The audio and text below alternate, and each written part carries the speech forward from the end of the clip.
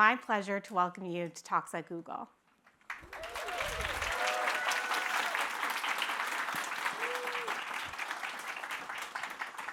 Man, that was a longer walk than I anticipated, huh? This is very fun. Typically, we meet on Google Meet, so it's always good to do an IRL. But I guess my first question for you is, obviously, we know the title of the book, but as a reader, you really make us wait until almost the end to give your definition, which I appreciated. I think it's good to get there, but I'd love if you could tell us what it means to be well endowed. Yeah, so I think to explain what being well endowed in your life means, we actually have to explain why I titled the name of my book a sexual innuendo.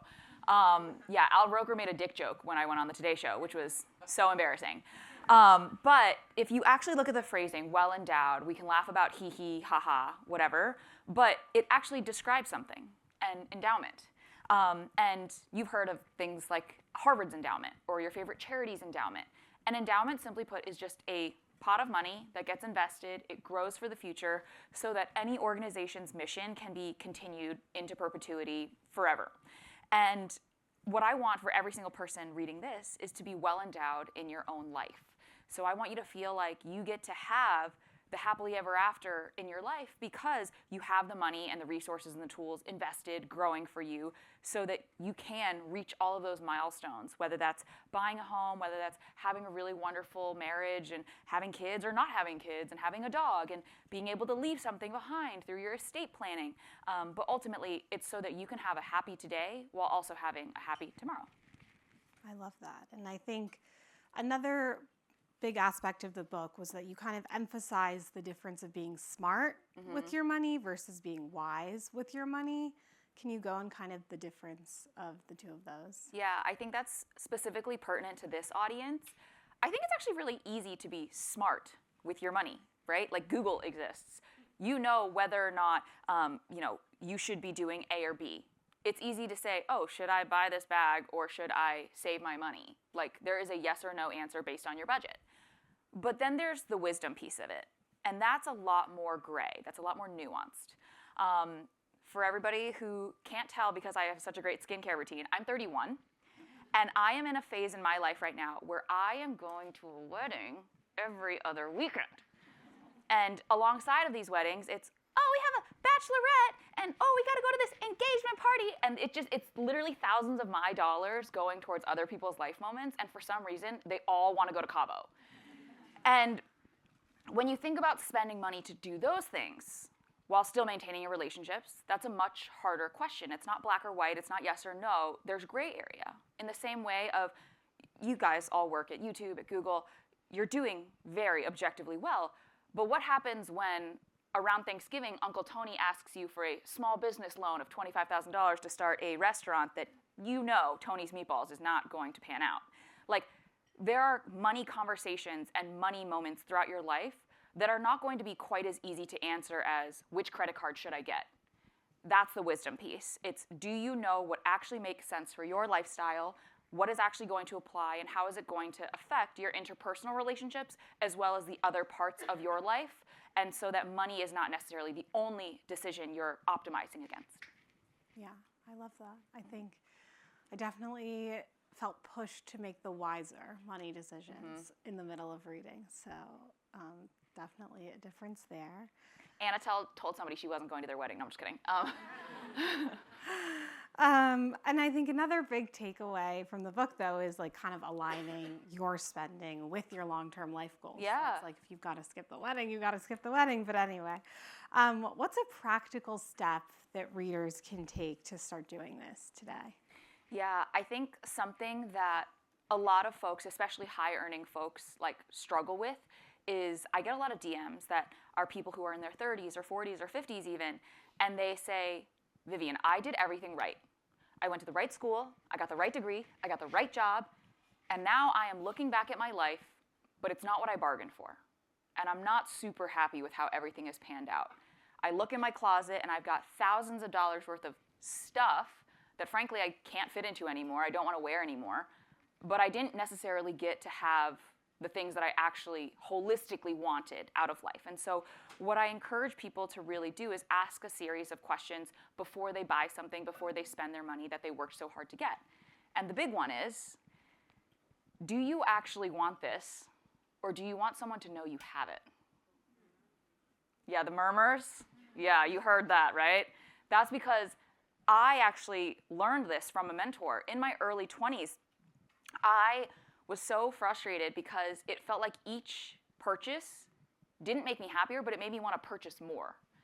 And I bought the new, like, I always wanted a new bag. I always wanted to, like, be in Mykonos in the summers because that's what I was seeing other people on my feeds doing. And it made me realize over time that, like, I didn't actually want those things. I wanted people to have a perception of me that I was rich, I was capable, I could afford these things, and ultimately, like, that didn't get me where I needed to be. So it took a real big recalibration of my own finances to realize that, like, I should not be spending to impress other people. I should only spend things that really spark joy for me. And some of those things are, like, I would say personal finance, like, sins. I love getting takeout. I love having food delivered to my door. I love, getting a little treat in the morning. Heaven forbid I want a blueberry muffin. But, like, all of these things that bring me that little spark of joy, they're not as particularly sexy to brag about, but they make me happy. And that, has led to me feeling a lot more satisfied with my spending. Something very fun that Vivian does is goes live on YouTube and Yes. answer questions from the audience. And there's always, I feel like we cover everything under the sun, but I know there's always more. And I'm curious, is there one question that you wish people would ask you about money, but rarely do? Okay, this is gonna be like real talk, guys. I think this probably affects people in this audience, but a little bit less so. I think right now is a very scary time to, like, be seeing headlines in the media. There's so many headlines of, like, GDP up by 0.2%, or, the American economy stronger than ever. But, like, why do so many people feel like trash when they're at the grocery store? Why do so many people feel like they cannot make the math to get everything that they want, even if they're working really hard and making a really wonderful living?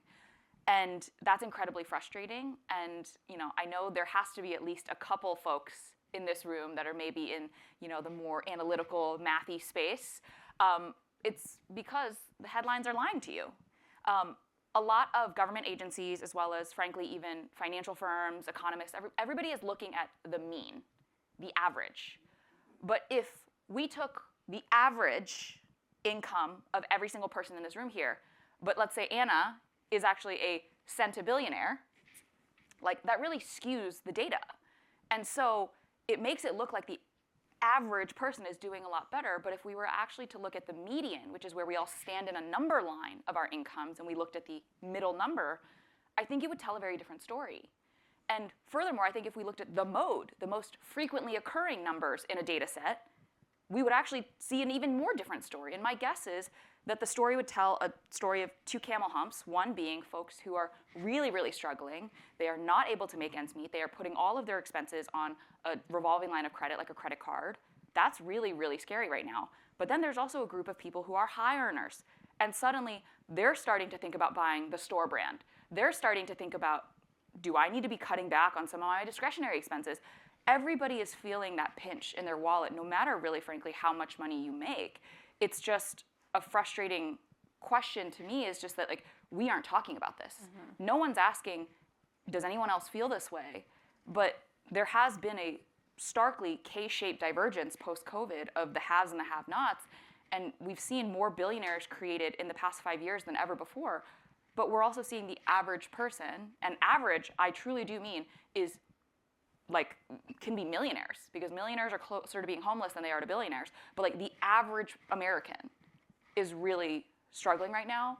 And I think once we acknowledge that, we can figure out things that we need to change in our legislation, or things that we need to do as a community to support each other. But, like, I think we can't feel alone, because that makes the whole situation worse. Is that we have to realize other people are also struggling, but now we have to do something about it. Yeah.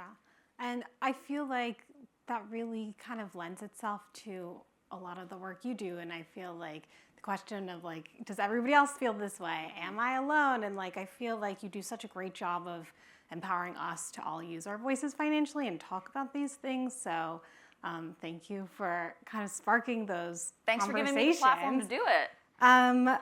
I think one chapter of the book that I was not expecting to attract to me, but ended up being one of my favorites, was the retirement one.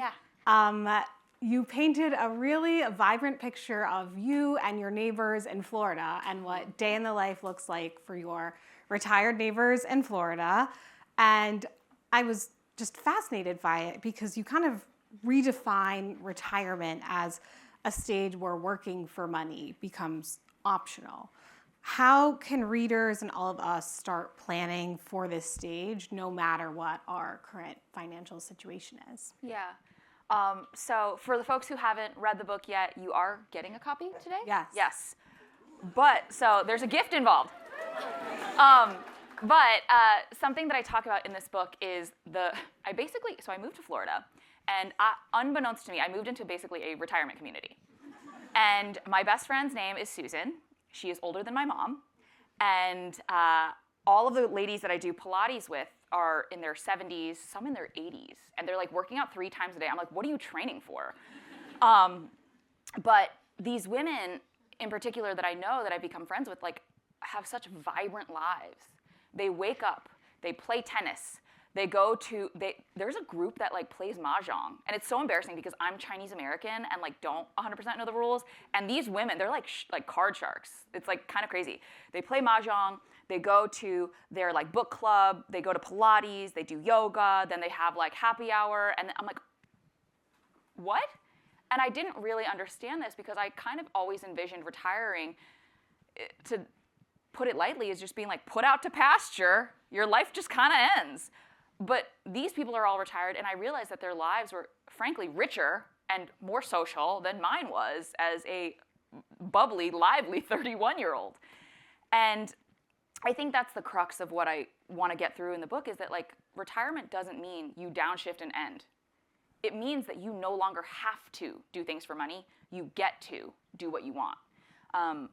I know growing up, my mom had to decide between 2 jobs, one of which was 15 minutes away from our house and one that was an hour away from our house. And the one that was an hour away actually paid a little bit more. But because my mom was optimizing for money at the time, she chose this job that was a way suckier commute because she needed the money. We needed the money as a family. In your retirement, I don't want you to optimize for money anymore. I want you to optimize for joy. That doesn't mean you stop working entirely, but maybe you start volunteering at the animal shelter that you've always wanted to be a volunteer at. Or maybe it means you're able to offer free childcare to your children to watch your grandbabies. You get to do things, you don't have to do things. And something that is a fun little exercise, if you've followed me for a little bit, you've probably already done this, but what I encourage people to do is calculate their FU number. And your FU number is how much money you would need to be able to kick over your desk and tell your boss, we're not gonna do it here. Everybody here has a great boss. The laughter is scary to me. But it's how much money you would need to be able to tell your boss F you, because your income from investments would essentially replace your income from labor.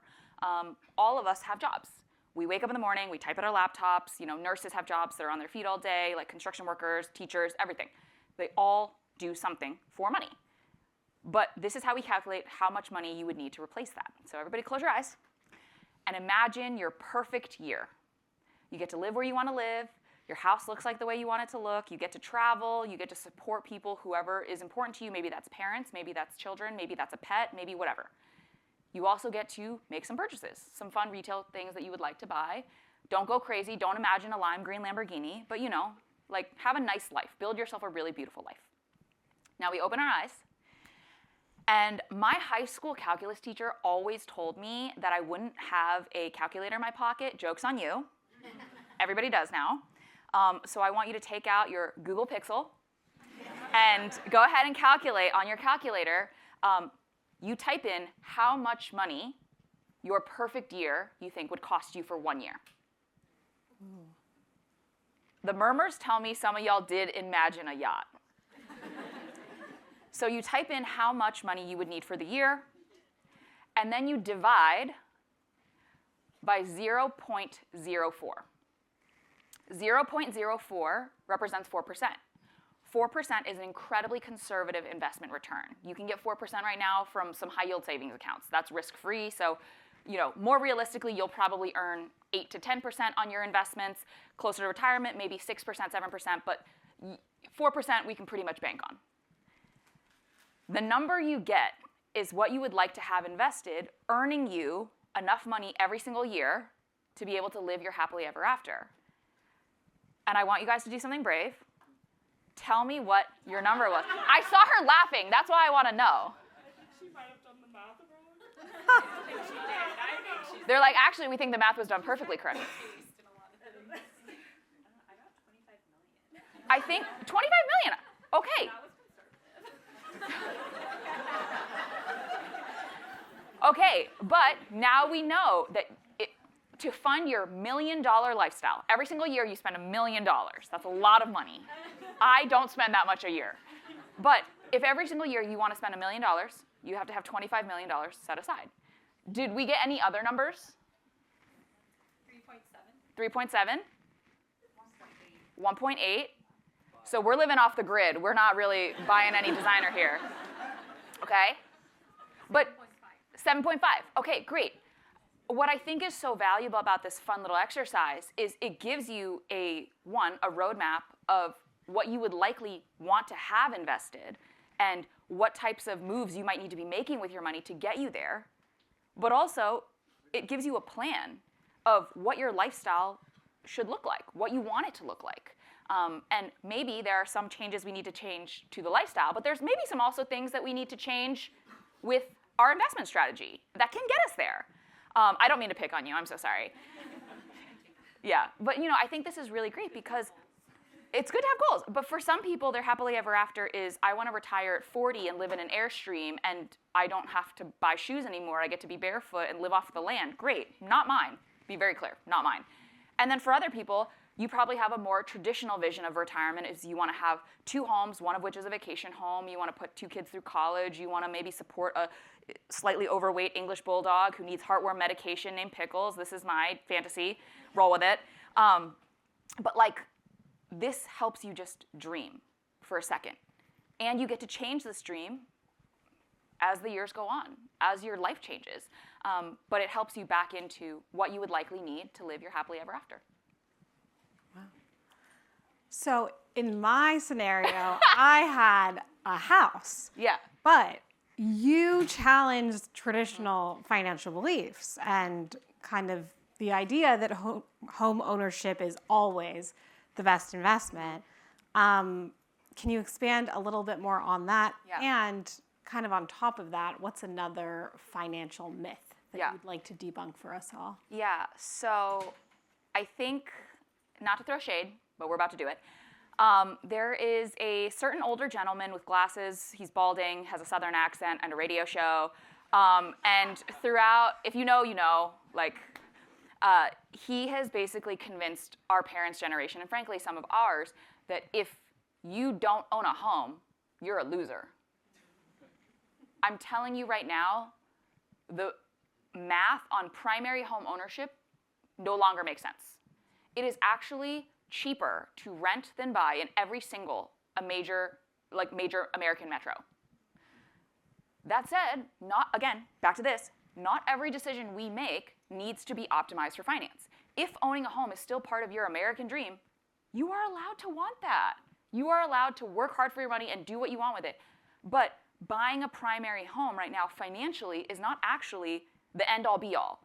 For our parents' generation, it was a little different. You could throw a dart at a map. Any house you hit appreciated a gazillion % in value.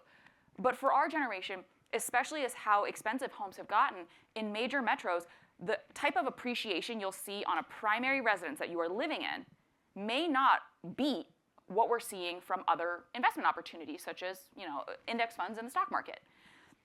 What I'm actually seeing a lot of now is that buying a home has truly become an investment decision. So people will continue to rent their primary residences. And I actually have a guy friend who can't afford his apartment to buy it in LA, but he purchased an investment property in Oklahoma, where he's from. He got a duplex unit. He has tenants who live there now and are paying him rent that help him build equity in this property. And maybe one day when he decides he's done with the California lifestyle and wants to move home and live in Oklahoma, kind of near a golf course in a nice arid region where he can play golf every single day, he might, turn this duplex into a single family home that he can retire into. That is the creativity that some of us are going to need to have if we want to own property.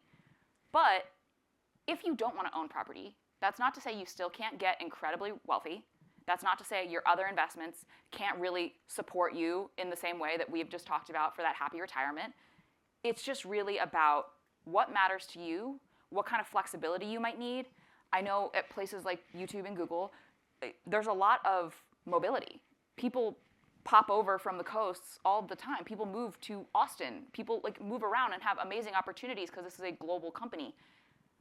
How would you feel if you bought a home and then 6 months later you had to move offices? That's going to be a nightmare to unwind or try to find a tenant for.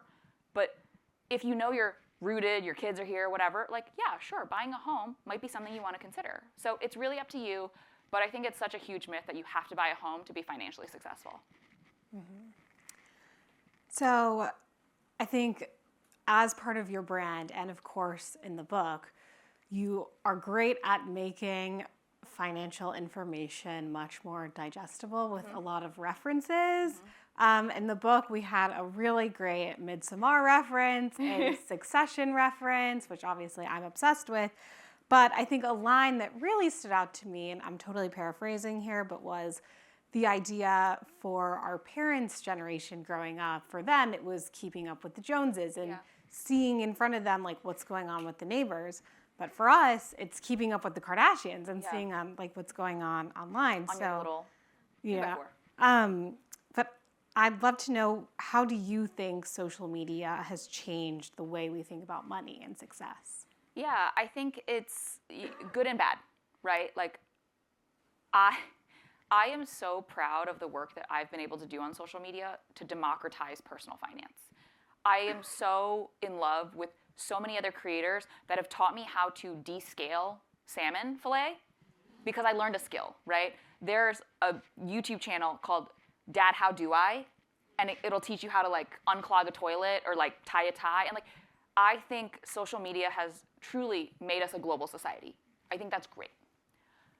I do, however, also think that social media has led to some pretty unrealistic expectations of what a good life looks like. In particular, and frankly, this isn't even a YouTube thing. I'm not going to name names, but there are some other platforms that really highlight a highlight reel that show you photos of ultra-edited, everybody looks like a bikini model, everybody seems to be spending their summers in Saint-Tropez. You need to have the new Fendi beach bag. Also, by the way, don't forget to get a spray tan, lash lift, lash tint, brow microblading, perfect, blah, blah, blah, blah, blah, to even be able to go on the vacation. I think that tricks us into thinking that if we don't have those things, we don't have a great life. And I think it's become very challenging because of some of the tracking and targeting available to advertisers to actually go after consumers. I think many of you know this. I worked at BuzzFeed before I became Your Rich BFF. One quiet woo is so funny. But I worked on the digital media strategy sales team, and I don't know if anybody here is on the ad sales team. We got some head shakes. Yes, great. And I loved being able to target people. And as someone who has worked in digital media, you would think I would be better at basically being able to thwart off marketing in my own life. No, I am a marketer's dream. I fall for everything. But at BuzzFeed, we used to niche target down to, hey, if they're reading content about the Spanglish content, they are likely Latino. We can age target 25 to 44. They're a household CEO, the decision maker. also, by the way, they're in the market for a new SUV and have at least one child. We're doing all that targeting. Oh, by the way, we want to know what zip code they live in.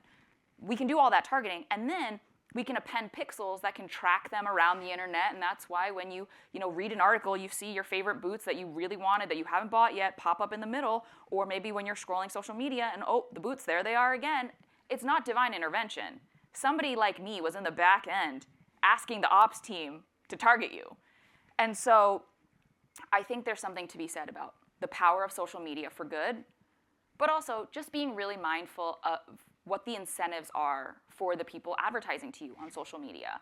If I see one more influencer shake their Stanley and then it has that ball stadium 4-quadrant thing that they're putting chicken nuggets next to M&Ms, next to things that you should not be eating together in one, by the way, and they're all touching and then they're still sipping out of that straw, I don't want to see it again. You're selling me this nasty little contraption because you get paid to do it. Think deeply about where the incentives are. Social media has also driven me to my favorite pair of jeans. But just be mindful, you can't buy everything. And you want to buy stuff that's actually going to be used a lot in your life. I think my final question for you, kind of a big one, and I think something I really appreciated about the book is, as a reader, you get next steps. You get actionable insights. You got to do the checklist at the end of each chapter before moving on to the next chapter. Money management to-dos at the end every time. And so with that in mind, what is one piece of advice or an action item that you want everyone to walk away with from here today? Ooh. Okay. Can this be really self-serving? Sure. I feel like it's more transparent when I say that, right? I have run into the issue where so many people ask me questions about money, and it's pretty frustrating that I can't get back to thousands of people across social media, across all of my different channels. And so I actually built a tool that can help answer your money questions. If you want to check it out, you can go to askdolly.com. Dolly is short for dollar. But you can get all of your personal finance questions answered 24/7. And this is not some ChatGPT wannabe thing. ChatGPT cannot give you legal, financial, or medical advice, but we are a registered investment advisor. And if you ask a question that's a little too niche, we'll actually connect you with a licensed human CFP to get all of your stuff and your needs met. I think it's pretty good. I also do multiple headline breakdowns every single week of how news things are going to be impacting your wallet. And we also do a wellness assessment for your money, which essentially allows you to connect your accounts through Plaid, similar to a Venmo or something like that. And then we break down the things you're doing well and the things that you could be improving on. And funny enough, I connected my accounts. And Dolly told me that I was doing really great. I was saving, I was investing, I was paying down my debt, blah, blah, blah. There was one thing she said that I could work on. And she said, "Hey, Vivian, I just wanted to flag. You've spent so much money on takeout last week. Ma'am, I built you. I will shut you down. Don't ever say that to me again." I joke, but I think it's a really great way to get a holistic check of your finances, your financial wellness. Thank you so much again. This was wonderful. Great job. Thank you guys so much for having me.